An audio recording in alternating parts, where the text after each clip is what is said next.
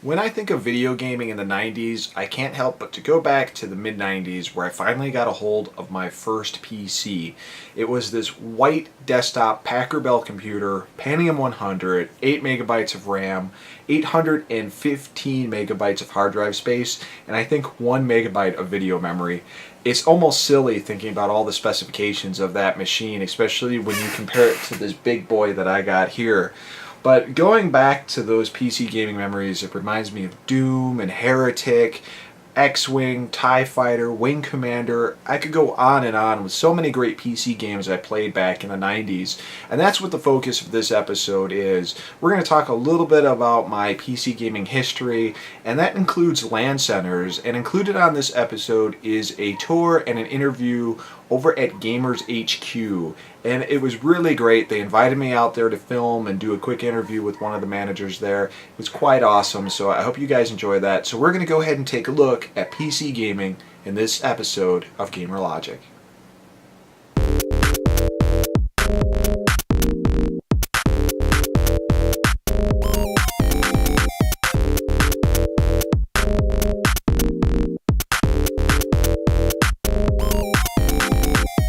Welcome to Gamers HQ. We're at Northern Illinois LAN Center, or Gaming Center if you don't know what a LAN Center is. Let me show you the shop. First, our products. The best products, we got Gamer Grub, Pocky, and all the other good stuff that you would want to eat while gaming. We got some unique drinks like balls and ramen. Anyway, I'll show you the PCs. We got 12 high-end gaming PCs with all Razer equipment attached to it. Razer was awesome to help us out with that, so big shout out to them. And yeah, basically that top of the line, you can play everything full graphics, high speeds. It's good. These are Xbox stations, not currently being used by anyone, but you can come in with your team, get some good practice in, just game all day basically, and that is that. This is a custom-built arcade machine where you can basically come up here and play on any games you really want. There's hundreds of games loaded into here. If you're a Marvel vs. Capcom fan, Street Fighter, Tekken, any of that, and your opponent sits right here. So you're over there, you're over here, anything I do over here or over here, this player sees. So this is our birthday party room. Basically, it's for people just to put pizza, cake, whatever you want to do while having your party or event. And parents can hang out in here and watch TV while they wait and look at the kids. There's a window. They can look out and see the kids gaming. These are the Wii U's. We decided to get some Wii U's because Super Smash Bros. Is coming out on Wii U. So otherwise we were just going to go with Wii's. But they're so cool, man. If you haven't played on there, it's really awesome. Everyone seems to love them. These are the 5 vs. 5 stations, custom built because of the gaming society so moving towards MOBA games. So that's that. You can bring in your team, you face off against other teams. We can have tournaments. It makes it really successful for that. And I see some people are wearing headsets. Do you guys provide the headsets? Yeah, all the headsets are there. Plantronics headsets, awesome sound. You can also get webcams for rental. I want to get it so here. And these are actually Thermaltake keyboards. And these are really cool because you got fans on them right here. So it can actually cool off your hand while playing. It's really nice. And that is that. These are big screen Xboxes. If we don't have a lot of people, we allow a single player here. Yeah, there's a little bit going on. And this is built too. Pretty cool. Someone's longboard. You can sleep your longboard here. We put tires on the couches to raise them up. They're pretty. I think that's awesome. Very nice. And then over here is our League of Legends buttons. Some girl makes us them in Florida, and she does a great job. We sell them here. People really like them. Other than that, I think that is all I have to show you. Walking into Gamers HQ and doing that tour video was pretty cool. It was awesome to see all the different features that place offered. You know, back in the 90s, the LAN Center I used to go to, the PCs were kind of in this dark corner. No one really talked to each other. You were lucky if the bathroom worked, and you were lucky if you could bring in any food because the owners didn't want you drinking or eating anywhere near those PCs. And Gamers HQ isn't like that at all. I mean, everything is there. If you want to go to a place, if you want to get away from the house and go into some place that's going to let you play console games, PC games, snack, and just talk games with local gamers, this is the place to do it. I kind of wish I could time warp the place back to the 90s where I had some more free time because I'd just love to spend some time there. But I went ahead and did a quick interview with Josh. You're already familiar with him. He is the one who did the tour with us, obviously. And I kind of just wanted to get a general feeling of what his thoughts and processes were on Gamers HQ, what it's like to run a LAN Center, and all that. So why don't we go ahead and roll the interview with Josh right now.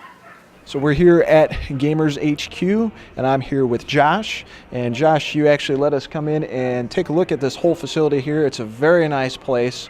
So we're just kind of wondering what the background of Gamers HQ is. When did you guys open up?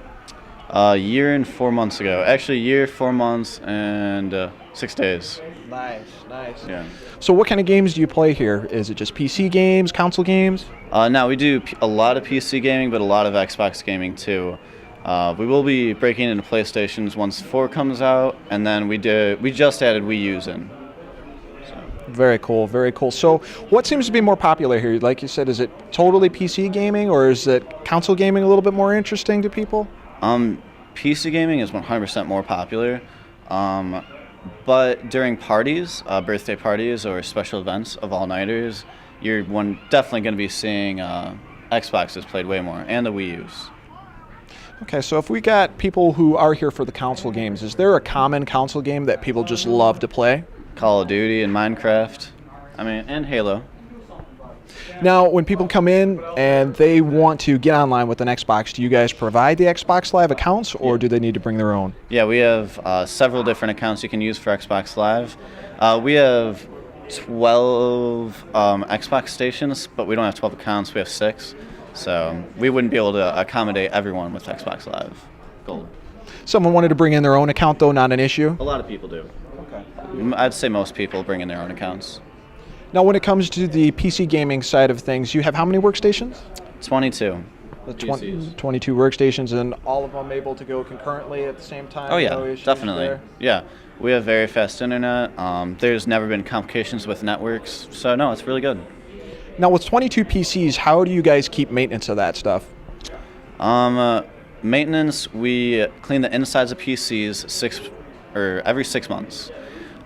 We do cleanouts of the software side of PCs probably every week, I'd say.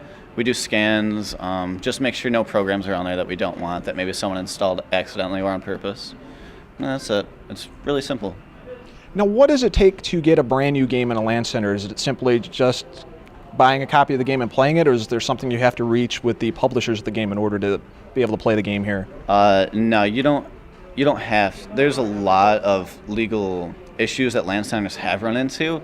Pretty much every case has been just thrown out. There's no legal things that we have to do to be able to get people's permission. I couldn't think of anything. We just buy the games through our distributor and then put them on. So you mentioned you got to do a distributor. Now, do you always have to go through them? Are you able to go through Steam or, say, Good Old Games or something like that? Yeah, we have Steam accounts, but there's so many Steam games. We don't buy a lot of games on Steam. We don't keep many PC accounts. There's so many free-to-play games. Pretty much everyone's playing free-to-play games these days anyway. But we keep the computers loaded up with hundreds of games in case you want to play your game. Then it's already preloaded on there for you. Excellent. So you can definitely say that compared to a couple years ago, free-to-play games are definitely kind of taking over PC gaming? Definitely, yeah. Yeah, well, every game has skin sales, buy, so much currency in-game. That's the best way to make money, I'd say. So out of the top 3 PC games that are played here, what are the top 3? Ooh, currently PC. Minecraft is definitely up there. League of Legends, and probably Dota. Do you have a personal favorite out of the 3? Out of the 3, I suppose I would go with Minecraft. Okay. So if you could choose any personal favorite, what would be your personal favorite to play right now that's on the market? StarCraft 2. StarCraft 2. What do you think of the expansion pack that came out? Oh, I love it. Everything's great. Storyline's great. The gameplay is great. Multiplayer. It's extremely competitive. It's just a really good game. Awesome. What kind of hardware are you guys using here currently? It's all Razer equipment, except for TTE gave us some keyboards, which is so cool. Other than that, yeah, all Razer. We're using BenQ monitors, custom builds on PCs, which I won't go into depth about. And then that's it. Regular, yeah, that's about it actually. So what's the advantage from, say, the person who is at home? Like, for example, back in 1995, it would cost you like $3,000, $4,000 to put together an incredible gaming PC. You would go out maybe to the few internet cafes that are around. Hopefully they had a 56K modem and you get on there. Yeah. These days, technology is a little cheaper. You got a lot more people who are involved with putting their own machines together. What's the advantage from the standard home user that comes in and plays his games at home? What would make him want to come to a internet cafe to... Yeah. That is the number one question we always get asked. Someone will just walk in the door. I'll explain it to them and then they just ask, why would I do this here when I can do this at home? Of course you can do it at home. Everyone has a PC. Everyone has an Xbox. It's definitely not it. I mean, you don't go to a bar because you can't buy liquor and drink it at your home. You like social experiences. You make friends. Of course, our equipment is top of the line. We have fast internet, fast PCs. You're going to get the best when you come here. But you 100% come here because of friendships that are built, experiences made, and that's definitely it. It's all social. Out of your clientele that comes, is it a lot of solo players? Do you guys get a lot of teams? Yeah, we get a lot of teams. A lot of people, especially, like I said, with MOBA's building and our 5v5 station we recently built, a lot of League of Legends teams, Dota teams.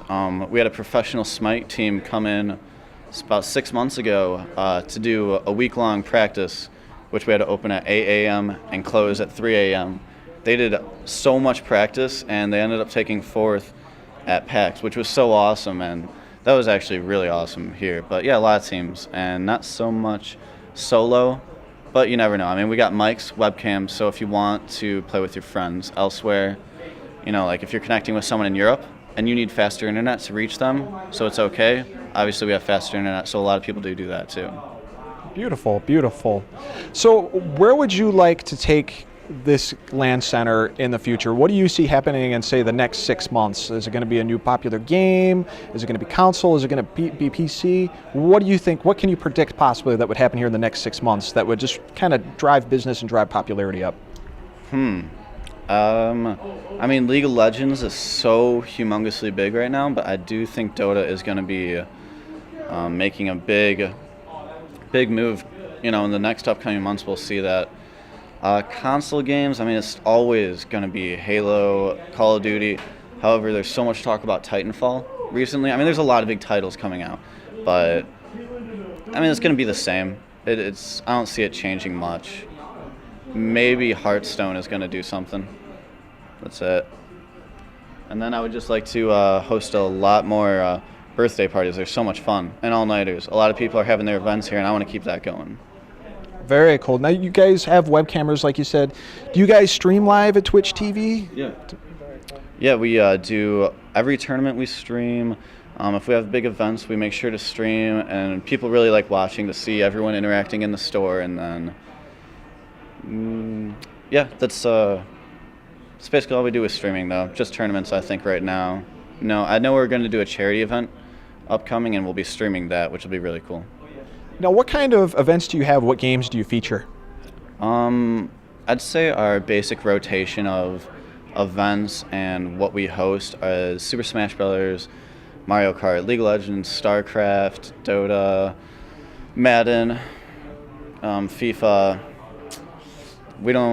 Yeah, I'd say those are the main things. Did I already say Call of Duty and Halo. Okay. Yeah, and let me just toss those in there. Yeah, that's it. So do you have, out of all the events you guys have had thus far, is there anyone that's like one favorite? Is there one moment that you were just like, you know, this is awesome and I would never get this experience if I was sitting at my house by myself online? Oh yeah. Well, while I was just talking about the Smite team coming out, that was the coolest thing.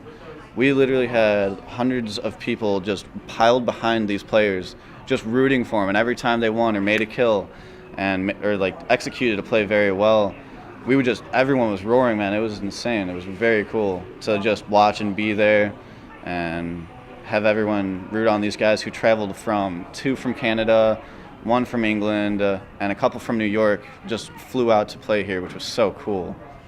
That's really awesome. Yeah, it was. Very cool. Well, I think that's all the questions I have for you this time around. Thanks again for bringing us out here. We will definitely be back. I'd like to come back, possibly maybe get some footage of some tournaments at some point. Cool. But thanks again for having us out, Josh. Oh, man, thanks a lot for being here. Yep. Have a good one, man. Yeah, you too. So I hope you enjoyed that little interview. Maybe it'll give you a little bit more insight on what it's like to run a LAN Center. Again, I just wanted to take this time to thank Josh at Gamers HQ for doing this whole arrangement, letting us come out and shoot, and doing that little interview. That was very fun, and I hope Gamers HQ does very well. I'm looking forward to coming back out there when the opportunity presents itself. And folks, unfortunately, this is all the time we have for this episode of Gamer Logic, and this is the final episode for 2013. So, I will see you guys in 2014 with a brand new season of more Gamer Logic episodes. Looking forward to show off what is coming, what games we're going to be checking out, retro, new, and what other events out there that we can show you guys. So, until then, this is Mike Murtis from Gamer Logic, signing off. Have a good one, guys.